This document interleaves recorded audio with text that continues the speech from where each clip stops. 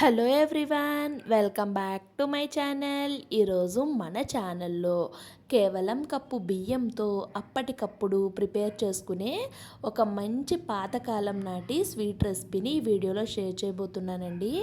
చాలా సింపుల్గా చేసేసుకోవచ్చు, చాలా టేస్టీగా ఉంటుంది. చూడండి లోపల ఎంత చక్కగా వచ్చిందో. మరి సింపుల్గా చేసుకునే ఈ స్వీట్ రెసిపీని ఎలా ప్రిపేర్ చేసుకోవాలో వీడియోలోకి వెళ్ళి పూర్తిగా చూసేయండి.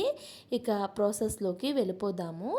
దానికోసం నేను ఇక్కడ ఒక బౌల్ తీసుకొని ఒక పెద్ద గ్లాస్తో, లేదు అనుకుంటే మీరు ఒక కప్పు మెజర్మెంట్తో అయినా ఒక కప్పు వరకు బియ్యాన్ని నానబెట్టుకోండి.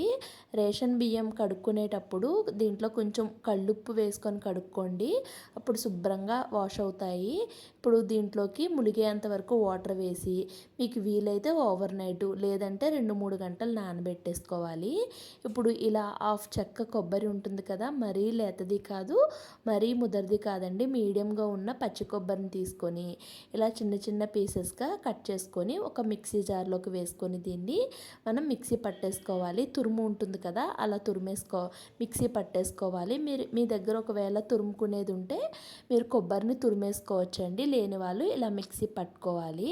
నేనైతే ఓవర్ నైట్ నానబెట్టేసుకున్నానండి. నానబెట్టిన తర్వాత ఇవి చూడండి చక్కగా నానిపోయాయి. మనకి చక్కగా నానిపోయిన తర్వాత వాటర్ మొత్తం పక్కకు తీసేసి మిక్సీ జార్లోకి ముందుగా మనం నానబెట్టుకున్న బియ్యాన్ని వేసుకోవాలి. నేనైతే సగం బియ్యం వేసుకున్నాను. మనం ఒక గ్లాస్ బియ్యం వేసుకున్నాం కాబట్టి ఒక గ్లాస్ వాటర్ అయితే పడతాయండి. హాఫ్ గ్లాస్ వరకు వాటర్ వేసుకొని మనం దీన్ని మెత్తగా మిక్సీ పట్టేసుకోవాలి. ఇప్పుడు ఒక బౌల్ తీసుకొని ఆ బౌల్లోకి ఈ మిక్సీ పట్టుకున్న మిశ్రమాన్ని వేసుకోవాలి. ఇప్పుడు మిగిలిన బియ్యాన్ని కూడా వేసేసుకుంటున్నాను. వేసుకున్న తర్వాత హాఫ్ చెక్క కొబ్బరిని ఇందాక మిక్సీ పట్టుకున్నాం కదా, ఆ కొబ్బరి కూడా వేసేసుకోవాలి. ఒక 3 యాలకులండి మంచి ఫ్లేవర్ కోసం. అలానే కొంచెం సోంపు కూడా వేసుకోవాలి. సోంపు వేసుకోవటం వల్ల టేస్ట్ అండ్ అలానే ఫ్లేవర్ కూడా చాలా బాగుంటుంది. ఇప్పుడు ఇంకా హాఫ్ గ్లాస్ వాటర్ ఉన్నాయి కదండి, ఇంకా కొంచెం వాటర్ని అయితే వేసుకొని దీన్ని మెత్తగా మిక్సీ పట్టేసుకొని రెండింటిని అయితే కలిపేసుకోవాలి. చూడండి మిక్సీ జార్లో అడిగిన ఉంది కాబట్టి దాన్ని కూడా తీసేసుకొని మొత్తం కలిసేలాగా కలిపేసుకున్నాను. కలిపేసి పక్కన పెట్టేసిన తర్వాత స్టవ్ వెలిగించి ఒక పాన్ పెట్టుకున్నాను. మనం ఒక గ్లాస్ వరకు బియ్యం వేసుకున్నాం కాబట్టి 3/4 గ్లాస్ వరకు బెల్లాన్ని వేసుకున్నాను. హెల్తీగా చేసుకుంటున్నాం కాబట్టి పంచదారతో కాకుండా బెల్లంతో చేసుకుంటే హెల్త్కి చాలా మంచిదండి. సగానికి ఎక్కువగా వాటర్ వేసుకొని, ఇక్కడ బెల్లం ఎటువంటి పాకం రావాల్సిన పని లేదండి, పూర్తిగా కరిగిపోతే సరిపోతుంది.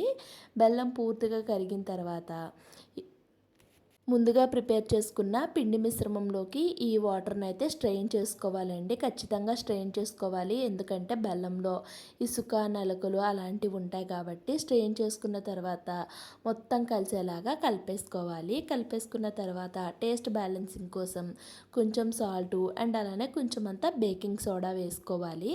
వేసుకొని మొత్తం కలిసేలాగా కలిపేసుకోవాలండి. బేకింగ్ సోడా వేసుకోవటం వల్ల మనకి లోపల గదులు గదులుగా మనకి రొట్టె విరిచినప్పుడు చాలా బాగుంటుందండి, చక్కగా వస్తుంది. చూడండి ఇక్కడ మనకి పిండి స్ట్రక్చర్ అనేది గరిటె పైన ఇలా లైన్ డ్రా చేస్తే లైన్ కనిపించాలన్నమాట. అలా ఉంటే కన్సిస్టెన్సీ సరిపోతుంది. ఇప్పుడు ఒక ప్యాన్ పెట్టుకున్నాను, స్టవ్ వెలిగించి అడుగు మందంగా ఉన్న ఒక ప్యాన్ పెట్టుకోండి. నేనైతే దీన్ని పెట్టుకున్నాను. నేను ఇది పెట్టుకోవటం వల్ల నాకు అడిగిన కొంచెం మాడినట్టు అయిందండి. మీరు అడుగు మందంగా ఉన్నది ఏదైనా కానీ పెట్టుకోండి.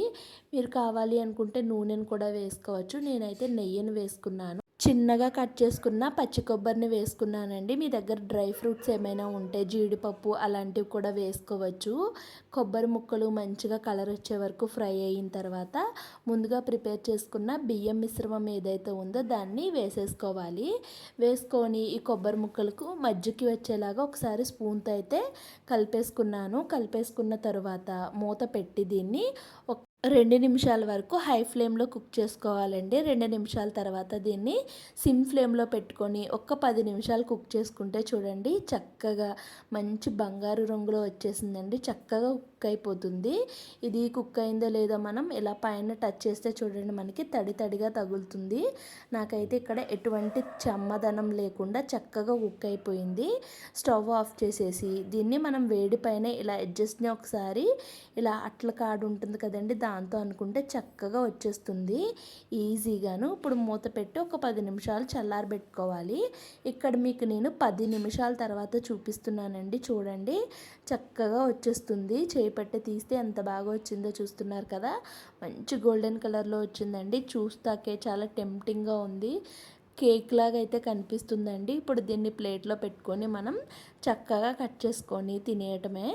చూడండి మనం బేకింగ్ సోడా వేసాం కాబట్టి లోపల మనకి చక్కగా కుక్ అయ్యి మనకి గదులు గదుల్లాగా, అంటే తేనె పట్టు స్వీట్ ఉంటుంది చూసారా, తేనె పట్టు ఉంటుంది కదా, అలా అయితే అయ్యిందండి. చూడండి దాన్ని విరిచి చూపిస్తున్నాను ఎంత చక్కగా వచ్చిందో. ఇక్కడ నేను ప్యాన్ కొంచెం పల్చగా ఉన్నది తీసుకోవటం వల్ల కొంచెం అడుగు మాడిందండి.